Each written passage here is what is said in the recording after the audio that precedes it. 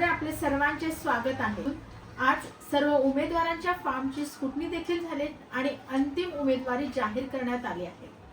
प्रभाग क्रमांक 14 ड मधून राजाराम पावशे हे शिवसेनेचे अधिकृत उमेदवार म्हणून निवडणुकीच्या रिंगणात उतरले आहेत। नमस्कार पावशे साहेब। नमस्कार। बरं, काय सांगाल आता निवडणुकीच्या रिंगणात तुम्ही उतरला आहात, तर तुम्ही तुमच्या प्रभागाच्या बाबत काय सांगाल की तुम्हाला तुमचा प्रभाग हा कसा वाटतोय? हवा तेवढा विकास या प्रभागाचा झाला आहे?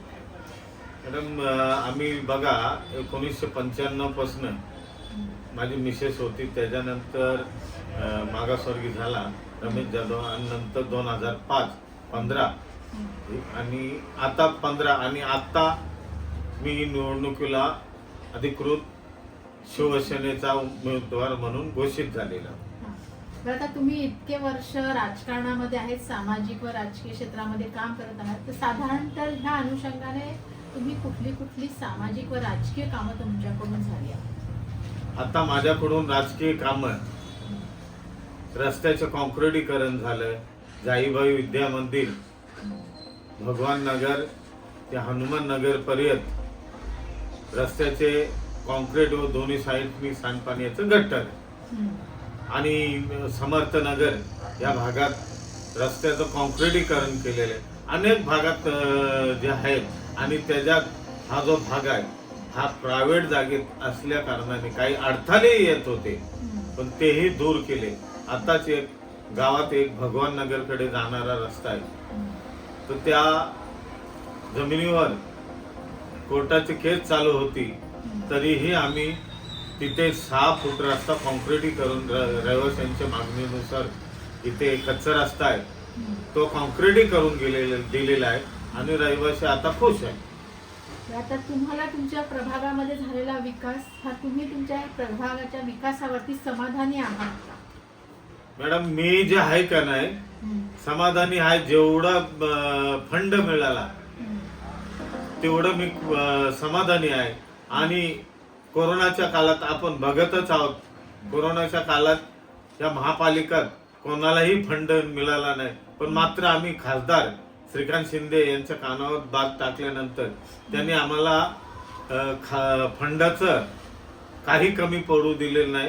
आताही 1 कोटी रुपये मंजूर केलेले आहेत, पण ते आचारसंहिता लागली म्हणून थांबलेलं आहे। म्हणजे हा तुम्ही तुमच्या प्रभागामध्ये विकास झालेला आहे असं तुम्ही म्हणता, पण तरी देखील असं जरी असलं तरी सुद्धा आपल्याला असं एक वाटतं नाही अजून हे काम झालं असतं तर बरं झालं असतं। असं कुठलं तुम्ही काम सांगू शकाल की जे व्हायला पाहिजे? मॅडम, आज जे आहे का नाही कल्याण पूर्वेला पाऊस जास्त झाल्यानंतर साईनगर हा नाल्याचा भाग जो आहे हा पूर्ण डुबून जातो आणि रहिवाशांच्या घरोघर पाणी घुसतो। तर आम्ही खासदारांकडून मागणी केली होती की साहेब, या रस्त्याला पुनालिंग रोडला 2 ब्रिज करून पाणीचा कसा निचरा होईल हे लवकरात लवकर करा। तर त्यांनी त्यांच्या हाती 25 कोटी रुपये मंजूर करून दिले, आणि ते काम आता चालू आहे। आता तुम्ही जरी म्हणता तरी सुद्धा प्रभागामध्ये काही समस्या ह्या जाणवतात, मतदारांना काही समस्यांच्या ज्याबाबत मोठ्या प्रमाणात त्रस्त आहे, तर तुम्ही याबाबत काय सांगाल? म्हणजे ऍक्च्युअली पाणी पण तसं मोठ्या प्रमाणात पाण्याची देखील समस्या आहे, कचऱ्याची समस्या आहे, तर याबाबत आपण काय सांगाल? आज एक पाण्याची समस्या आहे, कारण पूर्वी 10 वर्षापूर्वीचा जो पाण्याचा कोठा होता तो कल्याण पूर्वेला 1 लाख वस्ती होती। आता मात्र 4.5 लाख वस्ती झालेली आहे, आणि महापालिका टावरच्या टावर बांधण्यासाठी परमिशन देत आहे, आणि पाण्याची जी समस्या आहे ती काही ठिकाणी आहे। आज विंध्यवासिनी या भागात पाण्याचा प्रेशर असला की त्यांना पाणीच जात नव्हतं, मग दर दिवशी आम्ही टँकरने पाणी पुरवठा करत होतो, आणि त्या लोकांना आत्ता मी नुकतंच 15 दिवस झालं दोन्ही चालींना 3-3 इंची लाईन जोडून दिलेले आहेत। ते आज एवढं खुश आहेत, कारण पाणी आला तर मोटर शिवाय येत नव्हतं, पण आता मोटरचा विषयच राहिला नाही, आणि सर्व रहिवासी खुश आहेत। बरं, तर तुम्हाला वाटतंय का की मतदार तुमच्या पाठीशी खंबीरतेने उभे राहतील म्हणून?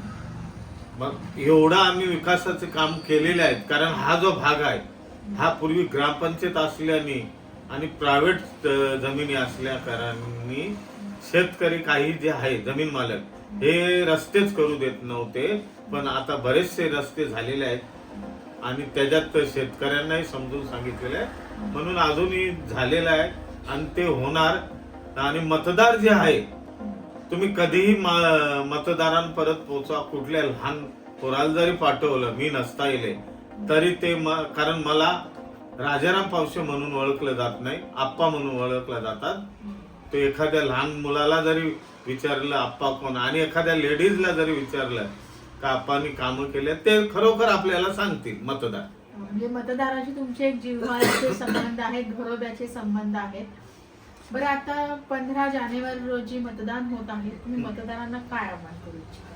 मतदारांना आता आम्ही आवाहन केलेलं आहे की या बघा, आज कल्याण पूर्वेला जायला या मशानभूमीच्या तिथनं एकच ब्रिज आहे आणि पत्री पूल. आम्ही खासदारांना सांगितलं होतं की साहेब अजून एक ओव्हरब्रिज पाहिजे कल्याण पूर्वेला, कारण इथे ट्रॅफिकची एवढी समस्या आहे का विचारू नका.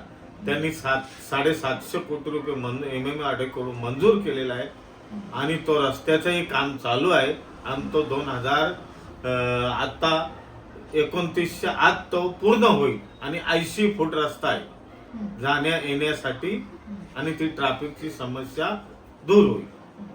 म्हणजे आपण आत्ताच बघितलं की राजाराम पावशे यांनी केलेल्या विकासाच्या कामांवरती इथले मतदार त्यांच्या पाठीशी नक्कीच उभे राहतील आणि ते मतदान करतील, ते त्यांच्या कामांवरती इथल्या विकासावरती मतदान करतील असा विश्वास आज त्यांना आहे. 15 जानेवारी रोजी मतदान होत आहेत. सर्वांनी घराच्या बाहेर पडा, आपला हक्क बजवा आणि मतदान करा. जय हिंद, जय भारत.